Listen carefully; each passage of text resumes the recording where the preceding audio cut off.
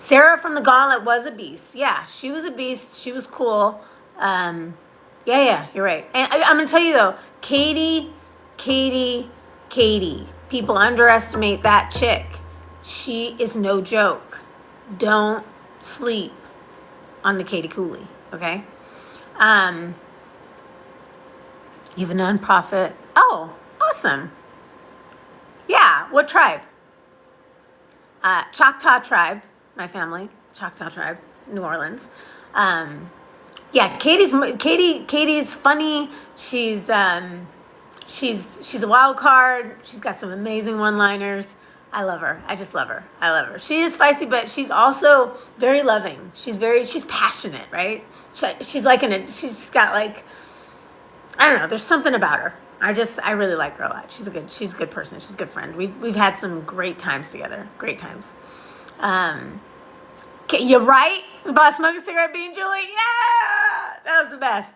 She was on the treadmill like, and then she had to put her face under all that like fish guts and stuff. She was like, I don't give a shit. Anyway, yeah. And it didn't work, though. It didn't work. And they tried to do that motherfucking shit to me. And you see what I did? I gave them this, and I walked the fuck off. And no, I was not afraid of silly little Evelyn, okay? No. That was their narrative because they did not want to tell everyone, hey, yeah, we're throwing missions so that we can get all the girls off. Guess who was on the plane with me? Fucking little Casey. She thought the boys had her back. They didn't. They voted her ass off right next. The next chick to go. And she was right there throwing challenges with the boys thinking she was safe. She was on crack because she wasn't. They were trying to get every girl off to make it an all boys team against a mixed boys and girls team. That was their mission. Period. Guys from the different teams were working together to get the girls off of the show. And I was not gonna, if it wasn't a fair game, I was fucking not going to play. Ta-da. Anyway, no.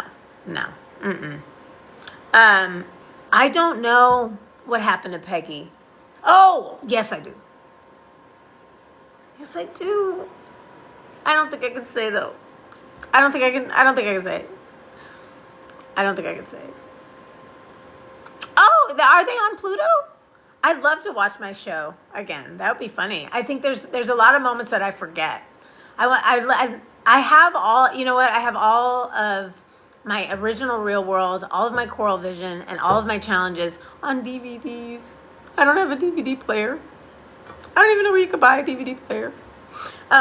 But yeah, so they used to send them to us. A week before it aired, they would send them. And I remember Melissa and I, and Norm, and our friend Kirby, and I think Veronica would come sometimes, Rachel would come sometimes. They were pretty cuddled up, so sometimes they didn't come. But we had a really lovely apartment. But we would have a watching party like before the show, so we knew, right? Yeah, Norm, right? Noel Norm. Me and Norm, right? If I had another phone, I'd call him right now. He's such a great friend of mine. Do I remember confronting Isela because she was talking shit about the boys? Yes, I do remember. And I have not heard from, seen, talked to, thought about Isela. I don't know what she's doing. She's probably got her OnlyFans, the link in the bio. Anyway, I definitely know that fucking Battle of the Sexes was a shitty ass fucking setup. I'll tell you that. I don't know who came up with that bullshit. Yeah, let's take a bunch of chicks, strong chicks, like myself, strong still at my age, strong. Don't make me show you my abs, because I will. But no matter how strong we all were, in a foot race, come on. No, it's not gonna fucking happen. Not gonna happen. You remember the casting special where I had cornrows? Oh God, that was terrible.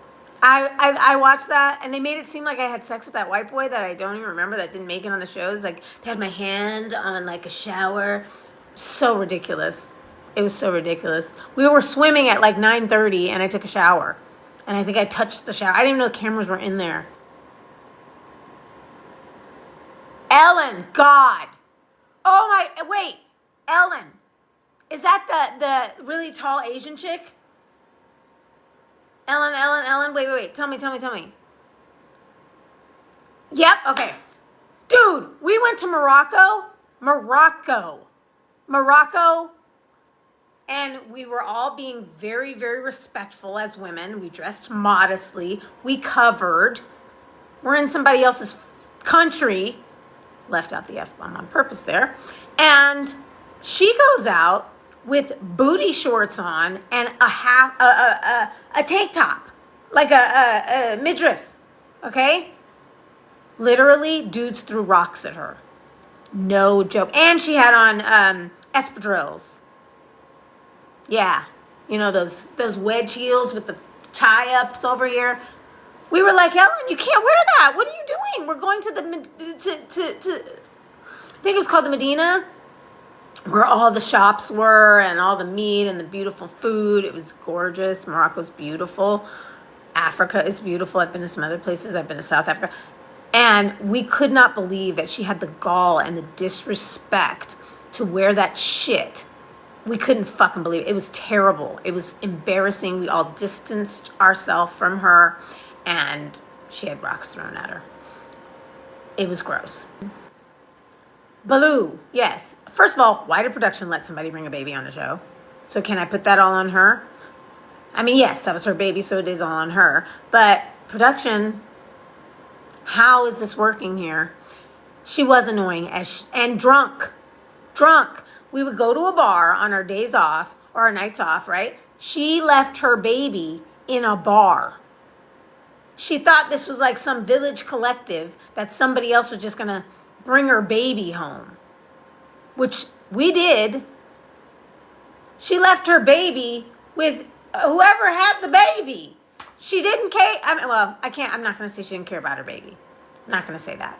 But I am going to say that that baby was held by every person in that challenge. And Belou would sleep in, and the baby was awake, and we'd have to go, hey, Belou, could we get some of that milk? Like, it was wild. It was wild. It was pretty wild. Do you remember I had that shirt that said Melissa will kill you? That's when I was living with her, and she was still pissed at Julie, and I knew Julie was going to be on the show, because we all know before we go, even though I tried to keep a secret, and that's why I was like wearing it like, and of course it was meant for Julie. I also had a hot curvy shirt. I still have them. I still have the Melissa will kill you shirt. Yes, I do. I do. You want me to dig it up? I could dig it up. I will say that Tina can be a little catty. She can. She's smart. She's a businesswoman. In her personal life, I don't know, because we're not personal friends. But on the shows, oh look, I have cool sunglasses on. Awesome. I don't know what that means, but it's thank you. Somebody did it. Thank you. You guys are sleeping on Beth. You're sleeping on Beth. And I know that there were my days where I made fun of Beth.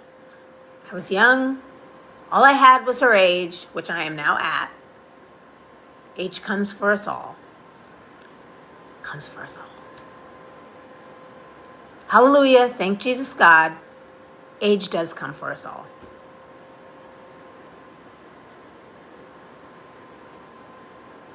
Anyway, yeah, give Beth a chance, guys. I know don't sleep. I know she's done some stuff that maybe you guys think is not cool, but she's got a good heart, man, and she, if she's got your back, she's really got your back. So, I don't know. Just saying, just putting that out there. If I can like her, I think you guys can like her too. Yeah, I think so too, Lobo. I think so too. Last time I saw Steven from Seattle was when I was on the show. I don't care for him. He was ridiculous. He was ridiculous. He wasn't funny. He tried to be, that shit where people try to be funny and it just falls fucking flat. Yeah, that was Steven. Anyway. Of course, I would do homecomings. I'd do anything with my Real World season. Of course. Yeah. Yeah. Wes is rich? What? Huh? Uh, who's rich? Wait a minute. Why do you think Wes is rich? Did I miss something? I don't know about him being rich. But if he is, good for him. But didn't get that memo. So what? My neighbor, yeah, I got a neighbor. Everybody got neighbors. Wes said that on the challenge. Okay, that should give you an idea. Do you know many rich people that go around going, I'm fucking rich? Except for Nene. And I don't even think she was rich when she said it. She's rich now. She was foreshadowing. She's trying to manifest instead of saying her prayers. Anyway, Svetlana. I just like saying that name. I don't have any personal thoughts about her. The night before 9/11, we were all at the MTV Awards shows because they used to give us tickets to the shows. And we were all there. And then I was going to fly out the next morning from New York, right? And Lori lived in Boston. And so she said, no, just come to my house and hang out for a couple days. Drive back. And so back in those days, you remember my mom, actually, I think she worked at, my family member worked for the airlines. And so I had those passes, right? Where you could just you can go on. I don't know if anybody has family members that ever worked for airlines. And so I didn't have to I could change my ticket anytime. And so I said, okay, I'll do that. And I didn't get on the plane, and I went to Boston instead, and I woke up the next morning to that. It was really intense. So I stayed with Lori, and that's actually how I met Melissa. Melissa was in Boston for a speaking event, and we all had the same agent, and I spoke to the agent, and he said to us, can you go to this hotel and get Melissa? And we were like, sure, and we went, and that was it. Have I talked to Leah? Wait. Love Leah. Love her, love her, love her, love her. It's been a while since I spoke to her, but we used to talk all the time. She's got all these cute, heart tattoos. Yes, I was called for Traitors. You're right. Best and worst memory from my season. The best memory from my season is when I finally figured out who Mike was. Finally figured out that he was a good guy and that he was not racist. He was simply from a small town. And that was humbling. That made me feel I wasn't so guarded. We became real friends. That was the best moment. I think the worst moment, what's the worst moment?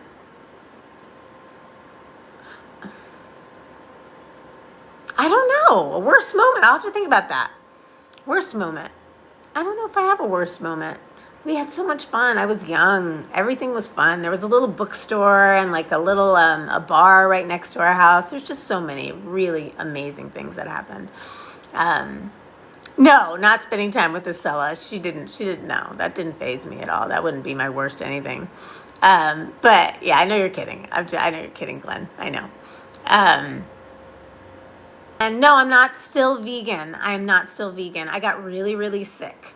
I was vegan and I got super sick. And my iron went, I was one of those vegans that just ate potato chips and shit. And it was not good. Bread. And I didn't know how to do it. And I wish I could still be vegan. I really do. But I got really sick and I lost so much weight. And so I had to start eating fish and protein and things like that. There are meats that I do not eat, but that's another story. And I know I'm just blabbing. I'm really sorry, but I figured that's kind of what we do on lives, right? I've watched other people's lives, and oh my God, not last night, night before last, I was watching a live, and there was one guy going, I'm here to get a wife. Here to get a wife. And he was in a dark room with glasses on, and you can't help but try to comment. I didn't, but I wanted to. And then there was this other one where this lady was selling something. She was selling this shaky plate or exercisey plate. She was standing on it and she had this big puffy microphone on and she was, thank you. And she was screaming into a microphone. And I had to say something. I was like, girl, please stop screaming. And she was like, I'm not screaming. It's my microphone. And then 4 other people were like, yeah, girl, you kind of are screaming. And it was very funny.